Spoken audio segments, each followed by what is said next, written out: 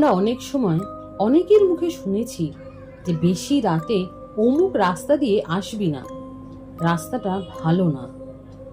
এইসব ক্ষেত্রে আমরা বেশিরভাগ সময় ভাবি যে হয়তো ওই রাস্তায় চোর, ছিনতাই বা বাজে মাতাল জাতীয় লোকেদের উপদ্রব আছে।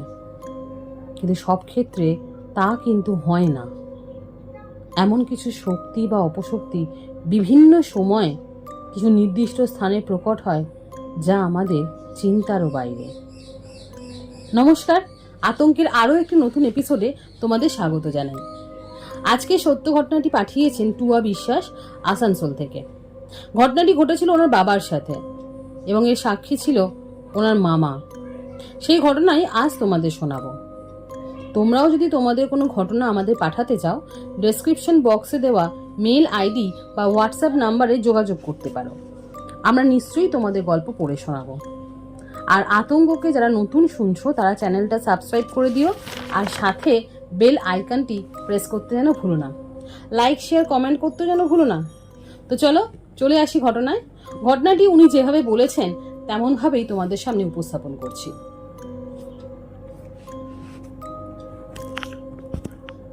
ঘটনাটি ঘটেছিল আজ থেকে প্রায় 25-30 বছর আগে।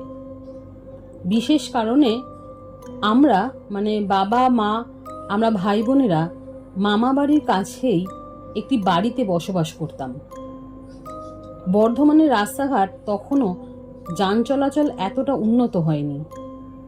রাত্রি 9টার পর যানবাহন প্রায় পাওয়া যেত না বললেই চলে। আমাদের বাড়িটা ছিল স্টেশন থেকে প্রায় আধ ঘন্টা হাঁটা পথ দূরে, তবে অটোরিকশা পেলে মিনিট 10 লাগে। আরও একটি শর্টকাট রাস্তা ছিল। দিনের বেলা মানুষ চলাচল করলেও সন্ধ্যার পর সেই রাস্তায় কেউ পা রাখত না। সবাই জানে যে ওই রাস্তাটি হন্টেড। আমার বাবা বিজ্ঞান মনস্ক মানুষ, ভূত প্রেত বিশেষ মানেন না। তার ওপর আবার কিঞ্চিত একগুঁয়ে।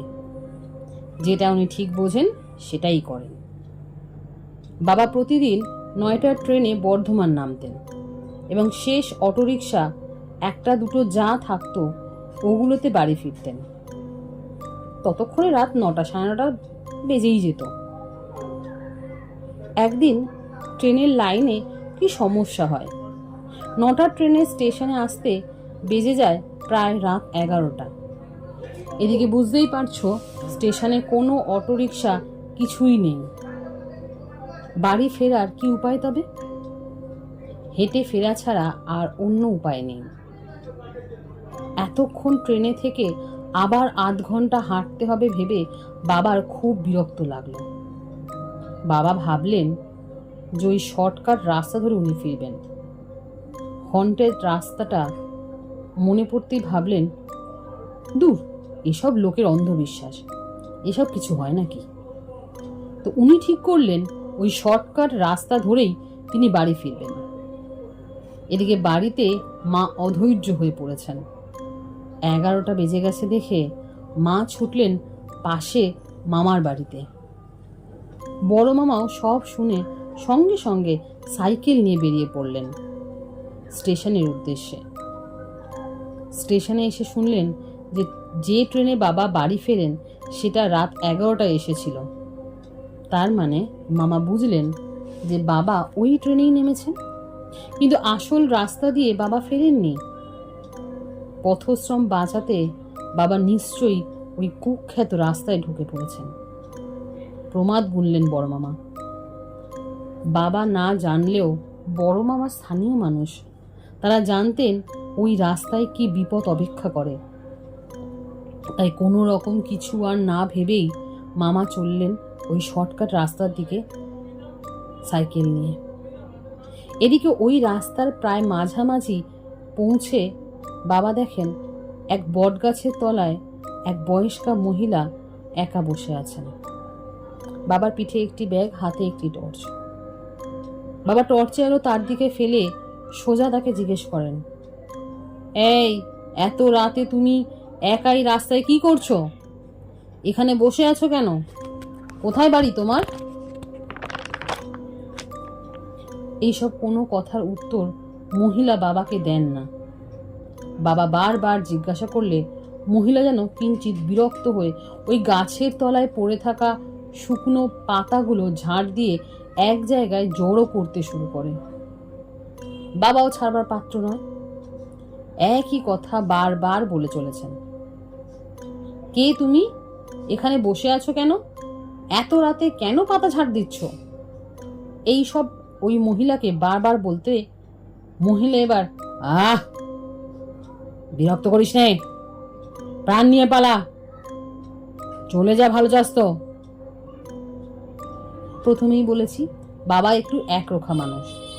মহিলার ওই সতর্কবাণী বাবা বোঝেননি নাকি তার বুদ্ধি ওই সময় কেউ হরণ করেছিল তা জানা নেই। ওই মহিলার সতর্ক করার পরেও বাবা সেই এক কথা, বয়স্কা মহিলা একা কেন এত রাত্রে ওই নির্জন রাস্তা ঝাড় দিচ্ছে। এমন সময় ওই মহিলা নিজের স্বরূপ ধারণ করেন। ভদ্রমহিলা বিশাল আকৃতির চেহারা ধারণ করেন। উচ্চতায় নাকি ওই মহিলা তখন প্রায় 10 ফুট আকৃতির চেহারা নিয়ে নিয়েছিল এবং বাবাকে হয়তো ভয় দেখাতে বা মারতে উদ্যত হয়েছিল। ঠিক সেই সময় বড় মামা ওই স্থানে পৌঁছে যান। তিনি শুধু এইটুকু দেখতে পান যে বাবা একা ওই বটগাছের নিচে দাঁড়িয়ে ওপর দিকে এক দৃষ্টে তাকিয়ে আছেন। বড় মামা দূর থেকে চিৎকার করে ওঠেন ওই দৃশ্য দেখে, জামাইবাবু কি করছেন ওখানে? এবার বাবার সামনে গিয়ে বললেন, কি করছেন এখানে এত রাতে? এই রাস্তায় কেন এসেছেন? আর ওদিকে কি দেখছেন? আসলে বাবা যা দেখছেন মামা তা কিছুই দেখতে পাচ্ছিলেন না। তবে বিপদ যে কিছু একটা ঘটেছে তা অনুভব করে মামা বাবাকে বললেন, তাড়াতাড়ি সাইকেল উঠুন, আর সময় নষ্ট করবেন না। কিন্তু কোথায় কি, বাবা তো ওই জায়গা থেকে নড়তেই পারছেন না। কেউ যেন তার পা দুটোকে শক্ত করে মাটিতে আটকে রেখেছে। এখন উপায় কি? এমন সময় মামা বললেন, জামাইবাবু আপনার কুলের ঠাকুরকে স্মরণ করুন, সেই এখন আমাদের রক্ষা করতে পারেন। এই কথা শুনে মামা ও বাবা দুজনেই আমাদের কুলের ঠাকুরকে স্মরণ করেন এবং বাবার পায়ের জড়তা কেটে গিয়ে তৎক্ষণাৎ তারা সাইকেলের উদ্দেশ্যে সাইকেল নিয়ে বাড়ির দিকে রওনা দেন। যতক্ষণ না তারা বাড়ি এসেছেন ততক্ষণ ইষ্টনাম জপ করা তারা থামাননি। তো এই ছিল আজকের ঘটনা। কেমন লাগলো জানাতে ভুলো না, কমেন্ট করতেও কিন্তু ভুলো না। আবার খুব শীঘ্রই নতুন কোনো ঘটনা নিয়ে তোমাদের সামনে ফিরছি। ততদিন ভালো থেকো, সুস্থ থেকো, আতঙ্ককে সঙ্গে রেখো। আর চলি, টাটা।